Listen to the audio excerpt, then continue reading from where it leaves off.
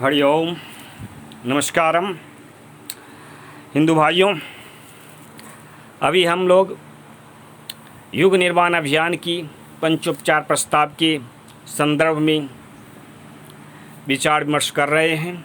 उसकी जो प्रथम संकल्प है हिंदू माने हितैषी, उसके विषय में हम लोग जान चुके हैं।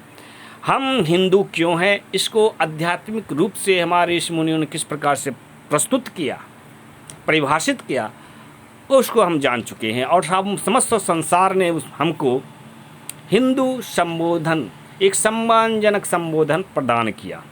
हिंदुत्व माने गुरुत्व, हिनोति च दवते च तथैव हितम इति हिंदू प्रेरित करता है। किसके लिए? भलाई के लिए। और फिर आगे बढ़ जाता है, नेकी कर और दरिया में डाल। यह हमारी जो भावना है, गुरुपना है, बड़प्पन है, इसी के खातिर समस्त संसार ने हमको हिंदू संबोधित किया। हिंदू माने हितैषी, भलाई करने वाला, नेकी का कार्य करने वाला। आज स्थिति यह है कि सर्वत्र कलयुग ही कलयुग है। राजनीतिक व्यवस्था हो, शासन की व्यवस्था हो, न्यायिक व्यवस्था हो, सर्वत्र आपके भ्रष्टाचार हैं। सभी का आपके अपराधीकरण हो रहे हैं। अपराधीकरण हो रहे हैं तो बिला शक कह सकते हैं कि हमारी धार्मिक व्यवस्था का भी अपराधीकरण हो रहा है, हो चुका है।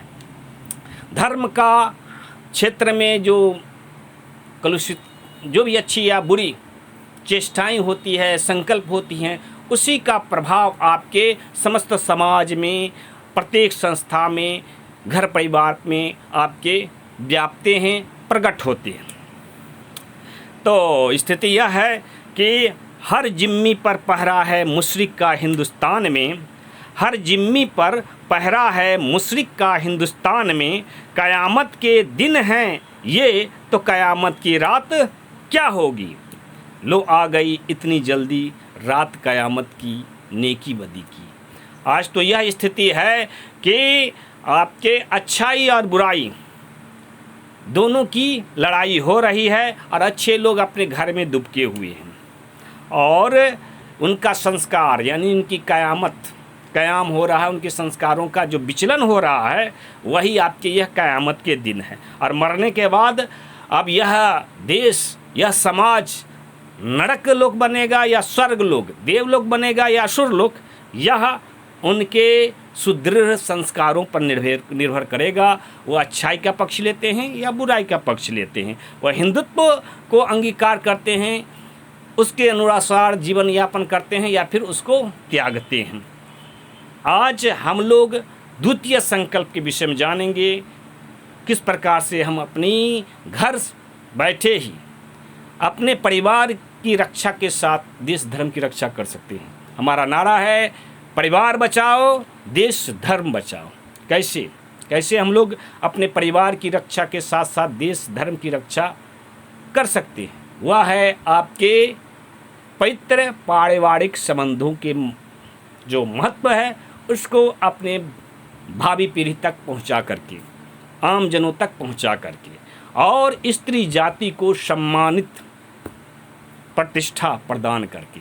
क्योंकि जो नारी है वही वास्तव में परिवार की इकाई है, समाज की इकाई परिवार होती है, परिवार की धुरी नारी होती है। जब नारी को सम्मान देंगे, तो पवित्र पारिवारिक संबंधों को बढ़ावा देंगे, तो स्वाभाविक रूप से हमारे संतति जो होंगे उसमें बड़प्पन की भावना आएगी, और बड़प्पन की भावना आएगी तो हमारा समाज, हिंदू समाज क्या होगा? उत्कृष्ट संस्कारों वाला होगा, और हम अपने धर्म और संस्कृति की रक्षा करने में सफल रहेंगे।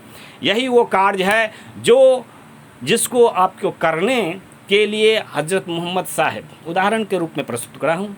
आपके हज़रत मोहम्मद साहब 1400 वर्ष पूर्व जो वैदिक संस्कृति में विकृति आ गई थी, उसके परिमार्जन के लिए आंदोलन चलाया था, जिसको आपको इस्लामिक क्रांति कहती है। इस्लाम धर्म की स्थापना हज़रत मोहम्मद ने की, साथ ही साथ उनका पांव फिसल गया और वो मुस्लिम धर्म की भी स्थापना के जनक बने। एक साथ दो धर्मों की स्थापना उन्होंने किया। उस युग में आपके अरब में आद्य संस्कृत भाषा का प्रचलन था।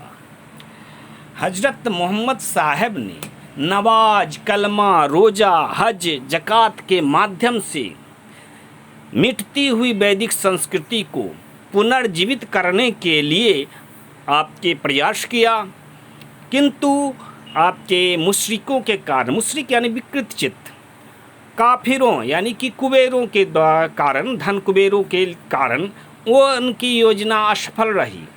फलतः वे आपके हथियार बंद हो गए। उनके अनुयायियों ने बाद में सुन्नत, हदीस, शरीयत के माध्यम से आपके दार उल हरब, कहने का तात्पर्य दार उल हरक को आपके दार उल इस्लाम में परिवर्तित करने की कोशिश किया।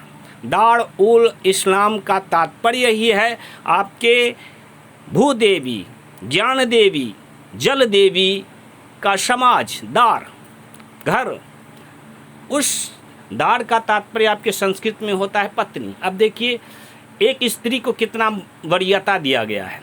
समाज की धुरी होती है परिवार, और परिवार की इकाई होती है, धुरी होती है स्त्री। स्त्रियों में कौन? जो पत्नी है।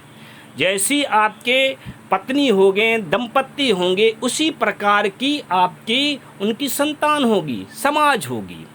इस प्रकार से दार उल इस्लाम आपके नारी जाति पे, खासकर सधवा नारियों पे निर्भर करती है। यदि एक स्त्री पतिपरायण स्त्री हो तो उस समाज की जो संस्कार होंगे, भावी पीढ़ी जो होंगे, उन्नत संस्कारों से युक्त होंगे। किंतु इस्लाम का दुर्भाग्य है कि उनका संकल्प जो है आज दार उल हरब के अनुरूप हो गया। यानी हरब यानी कि गुंडा, चोर, उचक्के समाज। तो उस समाज का निर्माता क्यों है? क्योंकि उन समाज में आपके इस्लाम व्यवस्था जो है इस्लामी नहीं है, वह वस्तुतः मुस्लिम समाज है। मुस यानी लुटेरी, आक्रमणकारी, बलात्कारी, ऐसी समाज को ही आपके दार उल हरब कहा जाता है। तो वे असफल रहे। उनको असफलता का कारण क्या था? वही का कारण आज आपके हिंदुओं पर भी लागू होता है। इस्लाम दैट इज हिंदू, हिंदुत्व और इस्लाम दोनों एक ही थाली के, एक तरह से एक ही सिक्के के दो पहलू हैं। तो जो कार्य इस्लाम को मुस्लिम बनाने में लगी हुई थी, जो आध्यात्मिक शक्ति, वही इस युग में आपके आरक्षण के कारण कबीलों में बटी हुई भारतीय समाज, राजनीतिक व्यवस्था वाली समाज पे भी लागू हो रही है। और इस देश को आपके जो कपालिक हैं, अघोरी हैं, दान योगन हैं, तांत्रिक हैं, फिल्मी नौटंकी वाले हैं, कोलाचारी हैं, ये सभी जो है नस्वरतावादी हैं। और ये आपके धर्म के नाम पे भारतीय परिवार को, हिंदू समाज को भ्रष्ट कर रहे हैं। परिवार टूट रहा है, आपके तलाक हो रहे हैं, आपके पारिवारिक विद्वेष बढ़ रहे हैं, और परिवार के जो बच्चे हैं वह आपके सगे संबंधियों के बीच में ही अनैतिक संबंध बना रहे हैं। चचेरी ममेरी फुफेरी में भी अनैतिक संबंध बना रहे हैं, पवित्र पारिवारिक संबंधों को अपवित्र कर रहे हैं। फलतः आपके जो पितर हैं, हमारे ऋषि मुनियों ने जो आध्यात्मिक सांस्कृतिक पर्यावरण निर्मित किया था, वो आपके टूट रहे हैं, भंग हो रहे हैं। और पितरों का एक तरह पितृदोष उत्पन्न हो रहा है। पितृदोष के कारण आपके घर में गृह कलह उत्पन्न हो चुका है, देवता अप्रसन्न हैं, और हमारे जो बच्चे हैं अल्प विकसित बुद्धि के कारण आपके अनैतिक संबंध बना रहे हैं बच्चे लोग, आपके 10, 12, 15 साल के बच्चे लोग। इसके कारण आपके जो उनका संस्कार है एक तरह से कि परिवार में ही वह सबसे पहले अपराध करते हैं। फलतः जीवन भर वह आपके नकारात्मक जो आध्यात्मिक शक्ति है उसके प्रभाव से ग्रसित रहते हैं, और आजीवन आपके नस्वरतावादी जो होते हैं, कोलाचारी हैं, अघोरी हैं, तांत्रिक हैं, उनके प्रभाव से बसीभूत रहते हैं और उनके गुलाम बने हुए रहते हैं। तो और उनकी आत्मा का पोषण भी नहीं हो पाता है, वह हिंदुत्व में स्वयं को ढाल ही नहीं पाते हैं। उनका विकास हिंदुत्व में, हिंदू संस्कृति के अनुरूप हो ही नहीं पाता। वो बस बाहरी परंपराओं को मानने में ही तल्लीन रहते हैं। तो इस प्रकार से यदि हम अपने परिवार को अपराध के जो बच्चे हैं उनको अपराध बोध से मुक्ति प्रदान कर सकें, उनके मस्तिष्क को बचा सकें, तभी हमारी जो हिंदू संस्कृति है ढहने से बच पाएगी। अन्यथा हमारा भी वही हश्र होगा जो इस्लाम का हुआ था। आज वो मुस्लिम कहलाते हैं। कहा जाता है जितने भी आपके आतंकवादी हैं वे आपके मुस्लिम होते हैं। सभी मुस्लिम आतंकवादी ना हो, लेकिन जितने आतंकवादी होते हैं सभी मुस्लिम होते हैं। इसका कारण ही यही है, उनका जो पारिवारिक पर्यावरण है वह आपके नकारात्मक आध्यात्मिक शक्ति से ओतप्रोत रहते हैं। परिवार जो होता है वासना का अड्डा बन चुकी होती है, फलतः वे इनमें कट्टरता होती है और वे हथियारबंद हो जाते हैं। तो हिंदुत्व को अगर प्रतिष्ठित करना है, उसको हमारे जो हिंदू समाज है उसको पुनः आत्मवान बनाना है, तब हमको हमारे जो पारिवारिक व्यवस्था है उसको पवित्र पारिवारिक संबंधों के अनुरूप ढालना होगा। यह संदेश बच्चों तक पहुंचाना पड़ेगा, भावी पीढ़ी तक पहुंचाना पड़ेगा।